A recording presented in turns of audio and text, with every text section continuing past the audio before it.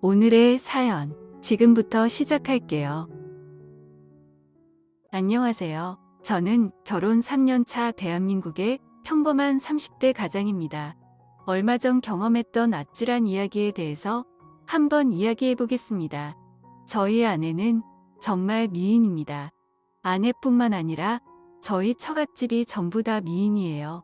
장모님도 연세에 비해 정말 동안이고 미인이시고, 우리 와이프는 제가 처녀 시절부터 몇 달을 졸졸 따라다닐 정도로 저희 동네에서는 나름 유명했던 미인입니다. 얼굴도 예쁘고 몸매는 더 예쁩니다. 결혼한 이후에도 바다로 휴가를 가거나 하면 와이프의 수영복 입은 모습을 보고 20대부터 50대 남자들까지 모두 다 군침을 흘리며 쳐다봅니다. 저는 모두의 시선을 한 몸에 받는 아내를 보면서 괜히 뿌듯해지곤 하죠. 그리고 아내와 4살 차이 나는 저희 처제도 정말 장난 아닌 미인입니다. 처제는 본인의 외모를 활용해서 본인을 모델로 한 쇼핑몰을 하고 있는데, 여성복을 파는 쇼핑몰이지만 왠지 모르게 여자보다는 남자 손님이 많다고 합니다. 외모도 예쁘고 능력 있는 처제라서 어딜 가든지 남자가 줄줄 따라다닙니다. 하지만 처제는 이상하게도 최근 몇 년간 남자친구 만나는 걸 본 적이 없어요. 말로는 남자에 관심 없고 일하는 게 더 좋다고는 하지만, 한참 젊고 예쁜데 주변에 멋지고 잘생긴 남자가 한 트럭은 될 텐데 남자에 관심이 없다는 게 저는 이해가 가질 않더라고요. 하지만 어차피 제가 데리고 살 것도 아니고 본인 인생 본인이 알아서 하겠지 하고 그냥 신경 쓰지 않기로 했습니다. 저는 아내와 결혼하기 전에 작은 중소기업에서 대리로 일하고 있었는데, 결혼하고 나니 처제의 쇼핑몰 사업이 워낙 커지는 바람에 지금은 처제 밑에서 일하고 있습니다. 주변 친구들에게 처제가 사장이라고 하면 저보고 한심하다고 자존심도 없냐고 하지만, 처제가 결혼 선물로 외제차를 사줬다고 하면 다들 아무 말도 못합니다. 남자 자존심이 밥 먹여주는 시대도 아니고, 이전에 다니던 중소기업보다 월급도 2배가 넘게 주는데 그걸 마다할 바보가 어디 있습니까? 회사 내에서는 모두 6명이 일을 하고 있는데 저 빼고 모두 여자입니다. 젊은 여성복을 판매하는 일이라 전부 20대 여자들인데, 패션 회사인 만큼 다들 스타일도 좋고 한미모하는 사람들이라 어떨 때는 제가 눈둘 곳이 없을 만큼 사내 분위기는 천국과도 같습니다.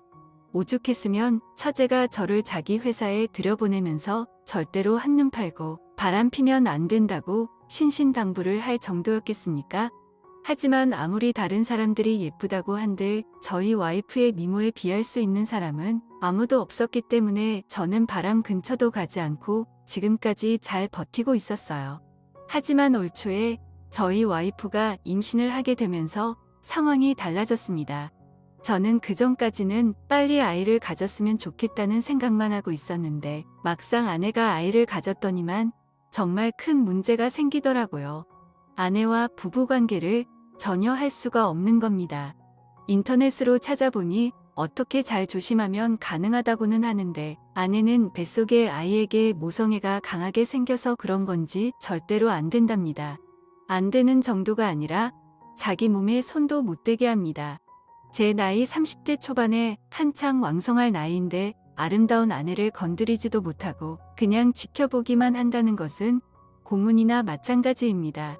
거기에다 저희 와이프가 임신한 뒤로부터 아내를 끔찍이 생각하는 장모님이 허구한 날 저희 집에 죽치고 사는 바람에 사실상 제가 처가집에서 살고 있는 거나 마찬가지인 상황이 이어졌습니다. 집에 장모님이 계시다 보니 제가 혼자 해결할 수 있는 분위기도 아니었고, 몇 달 동안 아무것도 못하고 불만이 쌓여가고 있었습니다. 그러다 얼마 전에 사건이 하나 터졌는데, 아내와 장모님이 태교 여행인지 뭔지 갑자기 제주도로 3박 4일 여행을 간다는 겁니다. 저는 요즘 같은 시국에 무슨 그런 걸 가냐고 물었더니 아무것도 모르면 가만히 있으랍니다. 제가 뭐 힘 있습니까? 그냥 가만히 있을 수밖에요. 없는 돈에 잘 다녀오시라고 장모님께 50만 원 용돈 드리고 김포공항까지 배웅해 드렸어요. 아참, 저희는 장인어른이 일찍 돌아가셔서 장모님밖에 안 계십니다. 아무튼 김포공항에 장모와 아내를 배웅해놓고 저는 혼자서 조용히 집으로 돌아왔어요. 아내가 없어서 슬픈 것보다는 4일 동안 혼자 있을 수 있다는 사실이 너무나도 기쁘기만 했습니다. 컴퓨터로 동영상도 실컷 보고 그동안 임신한 아내 눈치 보느라고 못 먹었던 술도 오늘 밤새도록 회랑 소주 실컷 먹어야겠다고 생각하면서 집으로 달려왔죠. 아무도 없는 줄 알고 콧노래까지 흥얼거리며 현관문을 열었더니 어머 형부, 언니 없어서 그렇게 좋아요? 콧노래까지 부르시네. 세상에 그새 처제가 우리 집에 와 있는 겁니다. 아내랑 장모는 제주도 갔는데 대체 이게 무슨 일인가 싶었더니 제 와이프가 제가 딴짓하지 못하게 감시하라고 4일 동안 처제 보고 우리 집에서 제 밥 챙겨주면서 지켜보고 있으라고 했답니다. 진짜 해도 너무하다 싶었어요. 제가 바람을 피울 것도 아니고 그저 혼자서 즐거운 시간 좀 보내고 싶었던 것인데 자기 놀러가는 순간까지도 나를 관리하려고 하다니. 정말 다행인 건 처제도 술을 좋아했기 때문에 아내 없는 동안 집에서 술 먹는 건 허용을 해주더군요. 당장 그날 저녁에 배달 음식 시켜놓고 마트에서 소주 사다가 처제와 바로 한잔했습니다. 아니 처제, 정말 해도 너무하는 거 아니야? 저는 아내에 대한 불만을 처제에게 쏟아냈고 처제는 제 투덜거림을 들으면서 생글생글 웃더라고요. 형부, 나처럼 예쁜 여자랑 같이 지낼 수 있어서 좋은 거 아니에요? 다른 남자들은 나랑 밥 한 번 먹겠다고 줄을 서는데 진짜 형부는 복 받은 줄 알아야 해요. 사실 그게 어느 정도는 맞는 말이죠. 처제가 진짜 예쁘고 인기 많은 건 사실이니까요. 제가 형부만 아니라면 저 같은 사람과 처제가 같이 마주 앉아서 밥 먹고 술 먹는 게 어디 가당키나 한 일이겠습니까? 둘이서 신나게 한 잔, 두 잔 술을 마시고 있다 보니 시간도 흐르고 어느새 둘이서 5병을 마셨더라고요. 평소 같으면 이 정도 마셔도 끄떡없었는데 아내 때문에 몇 달 동안 술을 못 먹다 보니 그때 이미 저는 거의 만취 상태였습니다. 처제는 아직 한참이라 혼자서 더 마신다고 해서 그대로 거실에 두고 저는 혼자서 안방에 들어가서 침대에 쓰러지듯 누웠어요. 얼마나 많이 취했는지 눕자마자 그대로 잠이 들었습니다. 한참 자다 새벽에 일어났는데 목이 너무 말라 거실로 나갔더니 처제가 그대로 식탁에 앉아서 술을 마시다가 그대로 엎드려 자고 있었습니다. 짧은 티셔츠에 손바닥만한 반바지를 입고 있어서 정말 그대로 다 들여다 보일 정도였기 때문에 눈을 둘 곳을 못 찾겠더라고요. 일단 그대로 놔뒀다가는 감기에 걸릴 것 같아서 처제를 흔들어 깨웠습니다. 처제, 일어나봐. 여기서 자면 감기 걸려. 혼자서 몇 병을 더 마셨는지 제가 아무리 흔들어도 일어날 생각을 하질 않더군요. 결국 어쩔 수 없이 그대로 처제를 부축해서 일으켜 세웠습니다. 처제가 제 아내보다 키도 좀 크고 볼륨이 더 좋다 보니 조금 더 무거운 듯 했어요. 어디를 잡으면서 부축해야 할지 참 애매한 순간이었지만 힘없이 늘어지는 처제를 부축하고 장모님이 쓰고 계시던 손님방으로 향했습니다. 침대 위에 처제를 눕히는데 갑자기 처제가 잠꼬대를 하는지 저를 끌어당기더라고요. 순간 처제의 바디워시 냄새와 술 냄새가 섞여서 좋은 향기가 제 코 속으로 훅 들어왔고 정신을 차릴 수가 없더라고요. 정말 처제만 아니라면 그 순간 이성을 놓아버렸을지도 모릅니다. 하지만 아내와 장모님의 얼굴을 떠올리면서 저는 필사적으로 참았어요. 이건 말도 안 되는 거잖아요. 혼자서 머릿속으로 애국가도 불러보고 어떻게든 진정한 다음에 처제의 품 안에서 조용히 빠져나오기 위해서 슬금슬금 몸을 일으켰습니다. 그러자 처제가 갑자기 잠꼬대를 하는 건지 제게 입을 맞추기 시작했고 그때까지 간신히 붙들고 있던 제 이성도 날아가 버렸습니다. 미친 듯이 입술을 맞추고 5단으로 손까지 들어갔죠. 술에 취해서 몸에 힘이 없는 처제라 제가 모든 걸 다했습니다. 마음속에 응어리진 그 욕구를 다 쏟아냈죠. 정말 황홀한 순간이었지만 짧게 스쳐 지나갔습니다. 마음 놓고 천천히 길게 즐기지는 못하겠더라고요.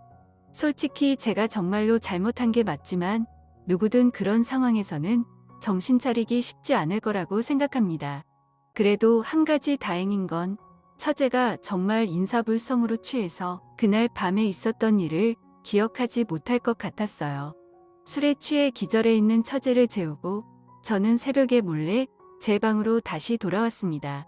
방금 무슨 일이 일어난 건지 두근거리는 심장이 진정되지 않았고 처제의 향기를 지우기 위해서 그 새벽에 샤워까지 하고 잤습니다. 다음날 아침 출근하기 위해서 같이 일어나서 해장도 못하고 차에 탔는데 조수석에 타 있던 처제가 제 얼굴을 빤히 쳐다보면서 형부 정말 좋았어 라고 하는 겁니다. 진짜 순간 심장이 떨어져서 심장마비에 걸리는 줄 알았어요.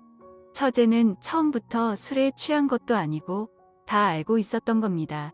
그때부터 4일 동안은 정말 일 끝마치고 집에 돌아와서 처제와 만리장성을 쌓았습니다. 한두 번이 아니었습니다. 진짜 그야말로 만리장성을 쌓는 욕망의 파티였습니다. 그러면 안 된다고 생각은 했지만 생각뿐이었고 몸은 제 말을 듣지 않았어요. 오죽했으면 나중에는 젊은 남녀를 한 집에 두고 놀러간 아내와 장모님이 잘못이라는 생각까지 들더라고요. 그리고 마지막 4일째 장모님과 아내가 돌아오는 날이었습니다. 오후 4시쯤 인천공항으로 돌아오는 비행기였기 때문에 저는 안심하고 있었어요. 그때는 처제와 둘이 대놓고 안방에서 자고 있을 때였는데 그날은 일요일이었기 때문에 푹 자고 천천히 일어나서 아내와 장모님 마중을 나갈 생각이었습니다. 한참 자고 있었는데 왠지 그런 기분 있지 않습니까? 누가 나를 지켜보고 있다는 기분이 들어서 살짝 눈을 떠보니 누군가가 침대 앞에 우두커니 서서 저와 처제를 내려다보고 있더라고요. 진짜 저는 순간 저승사자가 저를 잡으러 온 줄로만 알았습니다. 그 저승사자는 바로 장모님이었고 저와 눈이 마주치자마자 뛰어나가서 칼국수 해먹을 때 쓰는 홍두깨를 가져와서 저와 처제를 두들겨 패기 시작했습니다. 정말 천만다행인 건 아내가 자기 친구한테 선물 주고 온다고 중간에 내렸고 장모님만 먼저 집에 들어온 것이었어요. 원래는 오후 비행기였는데 아내가 너무 피곤해해서 일찍 돌아와서 쉬기 위해서 새벽같이 준비해서 서울로 올라왔다고 하더라고요. 저와 처제는 장모님에게 두들겨 맞아서 두들겨 맞은 채로 장모님께 싹싹 빌었고 화가 머리끝까지 났던 장모님은 한참을 저희 둘을 씩씩거리며 노려보다가 그래도 딴 여자랑 바람 안 난 게 다행인 건지 하시면서 그냥 이거는 우리만 아는 비밀로 하자고 넘어갔습니다. 아내가 알았다가는 진짜 제가 죽던 우리 가족 중에 누구 하나는 죽었을 겁니다. 그날 이후 장모님과 처제 그리고 저만 아는 비밀이 생겼고 아내는 절대 모르게 죽을 때까지 무덤까지 가지고 들어가기로 하고 살고 있습니다. 지금도 회사에서 매일 처제와 마주치는데 솔직히 한번 붙은 불이 쉽게 꺼지겠습니까? 장모님도 어느 정도는 아는 것 같은데 같은 회사에서 일하다 보니 떼어놓을 수도 없고 골치 아파서 신경 안 쓰기로 하신 것 같아요. 다행히 아내는 절대로 모르고 있으니 다행이다 싶기도 하고 요즘 만삭이기 때문에 한참 예민해서 집에 들어가면 잘해주고 있습니다. 오히려 처제와 이런 일이 생겨서 그런 건지 몰라도 아내한테도 더 잘하게 되더라고요. 약간 미안한 마음도 들지만 애초에 아내가 만든 상황이라서 어쩌겠습니까? 미안한 만큼 더 잘해주고 처제 말고는 다른 여자에게 눈길도 주지 않을 겁니다. 그리고 무엇보다 저의 기술에 처제가 너무 만족하고 있다는 걸 느끼고 있습니다. 저를 인정해주는 사람에게 저도 더 열심히 하게 되더라고요. 오늘 준비한 사연은 여기까지입니다. 이야기 재밌게 들으셨다면 좋아요 한 번씩 부탁드리고요. 오늘도 좋은 하루 되세요.